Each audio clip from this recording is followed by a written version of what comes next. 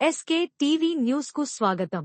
గోడ హద్దుల సమస్యేగాని రాజకీయ ప్రమేయాలు లేవు.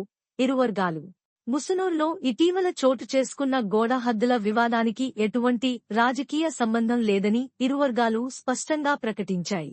ఈ వివాదం పూర్తిగా వ్యక్తిగతంగా ఏర్పడిన భూ హద్దుల సమస్య మాత్రమేనని, దీనికి రాజకీయ రంగు పులమడం సరికాదని వారు స్పష్టం చేశారు.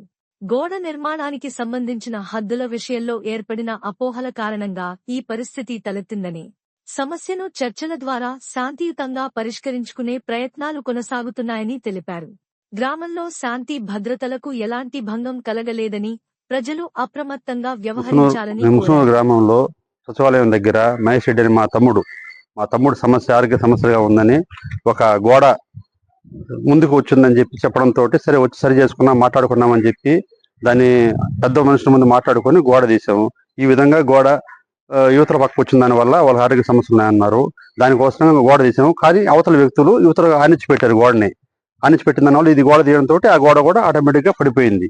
పడిపోయిన తర్వాత మేము ఏం చెప్పామంటే మా స్థలంలో ఉన్న కూడా తీగ మీద జారిపోయింది, అది వ్యక్తుల మీద పడుతుంది అని చెప్పాము.